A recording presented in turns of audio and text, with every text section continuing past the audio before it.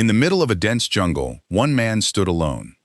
Not lost, not confused, alone by choice.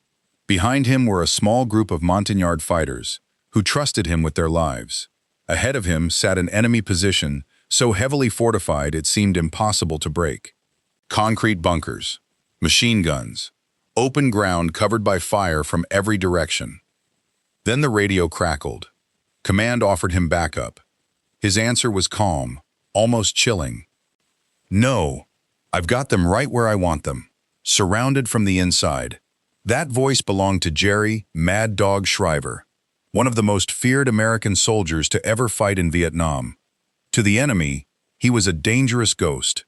To his own commanders, he was something even harder to manage, a man who did not think like everyone else, a fighter who did not wait for fear to pass, because fear was something he had already made peace with. And on his final mission, that mentality would carry him into the most brutal moment of his life.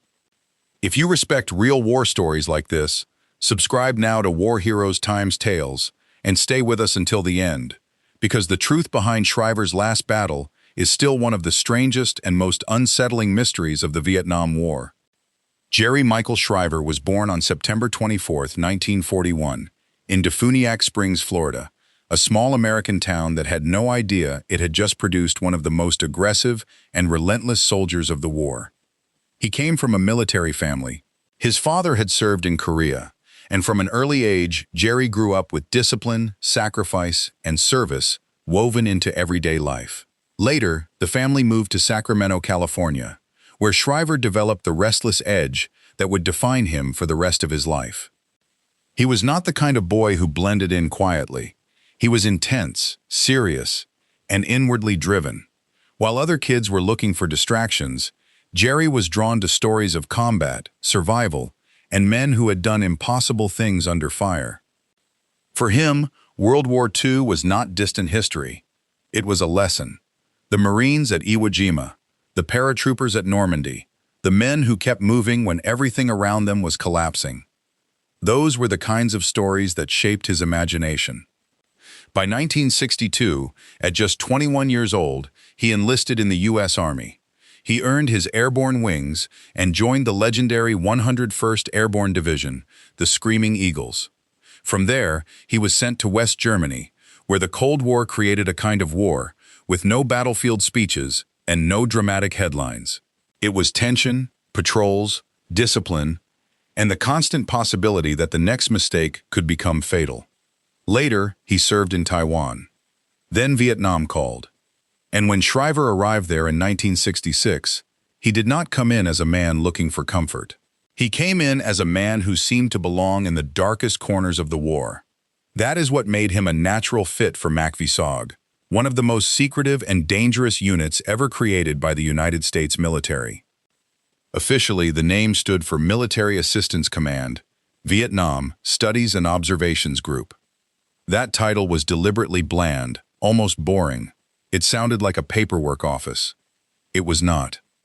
MACV-SOG carried out covert operations across borders the U.S. publicly denied entering. Laos, Cambodia, deep into North Vietnam. Their missions involved reconnaissance, sabotage, prisoner recovery, ambushes, and psychological pressure so intense that many teams never made it back whole. This was not normal warfare. This was warfare hidden inside warfare.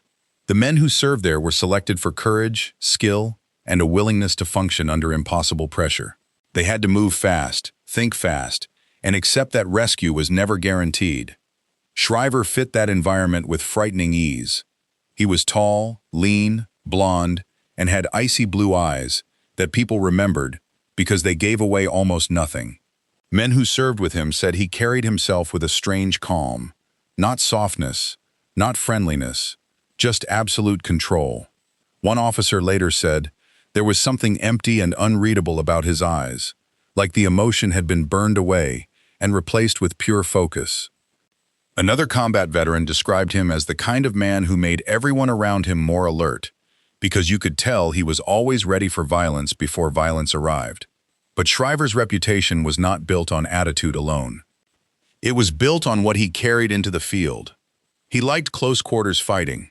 He preferred weapons that gave him control in tight terrain, and he often carried an arsenal that made other soldiers shake their heads.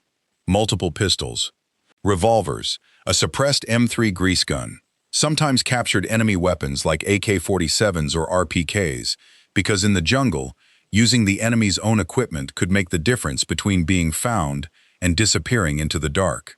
His loadout was not about looking impressive.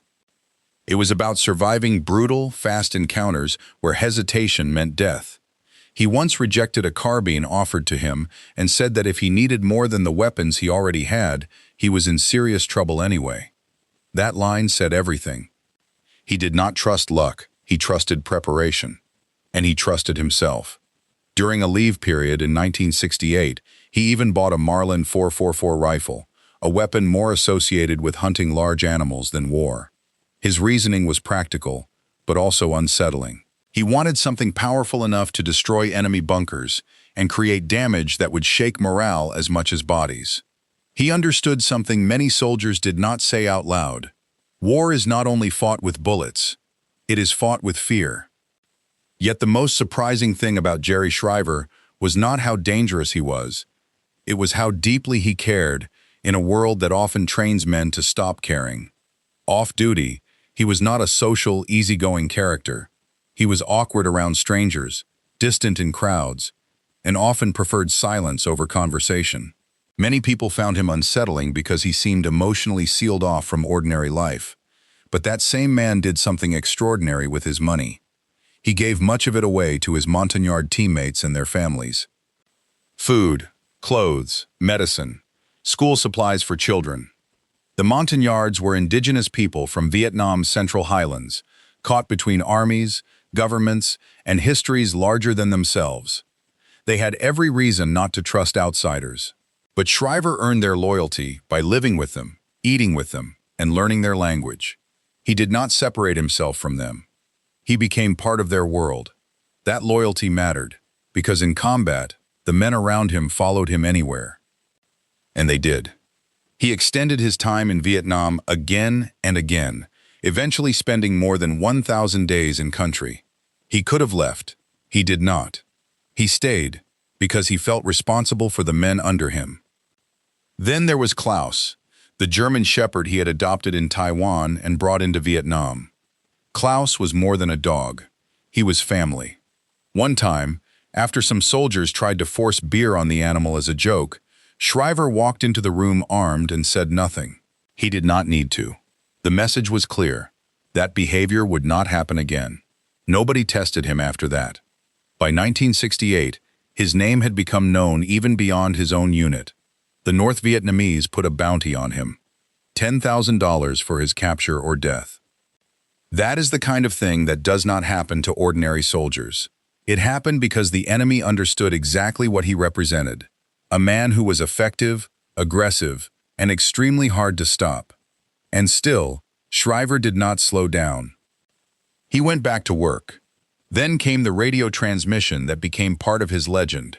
Surrounded, outnumbered, extract offered. His answer was calm, steady, almost eerie. I've got them right where I want them. Surrounded from the inside. That line has echoed across decades because it captured the kind of mindset Shriver had in combat. He did not see himself as trapped.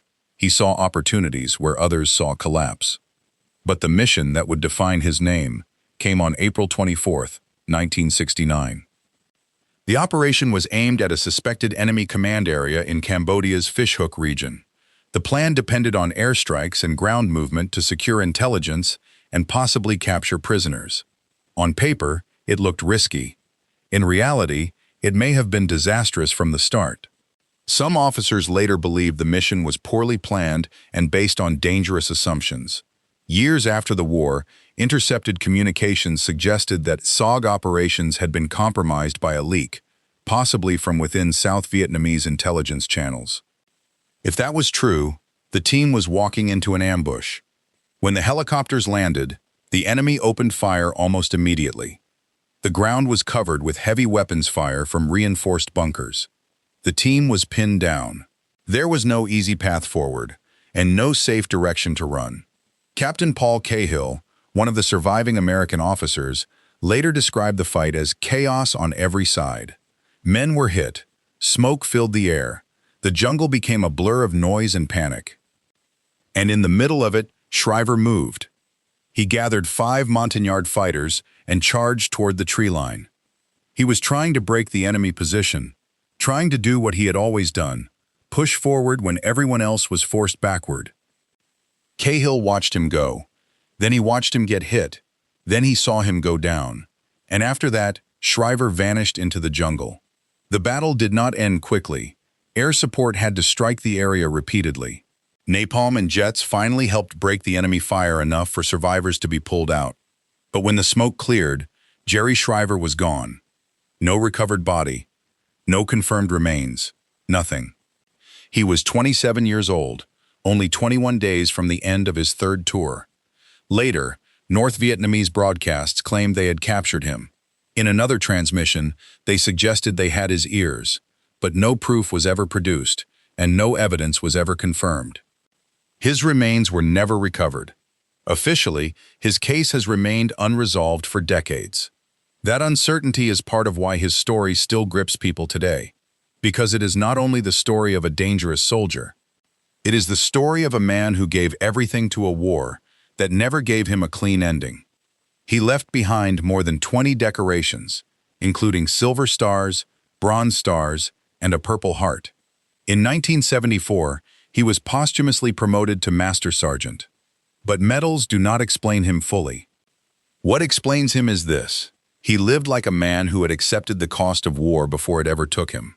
He was feared by enemies, respected by comrades, protected by the loyalty of men who knew he would never ask them to go where he would not go himself. And when the final mission came, he did exactly what he had always done. He moved toward the fire, not away from it. That is why Jerry Mad Dog Shriver is remembered. Not because he was invincible, not because he was a myth, but because he was a real man who became part of one of the most secret and violent chapters of the Vietnam War, then disappeared into history without giving anyone a clear ending. And maybe that is what makes his story so powerful. Some soldiers are remembered for speeches, some for victories. Jerry Shriver is remembered for something harder to define: a cold stare, a calm voice under fire, a willingness to go into the dark for his men. That kind of story does not fade easily. It stays. And if this story hit you hard, then you already understand why these men must not be forgotten. This is War Heroes Times Tales, and we tell the stories history left behind.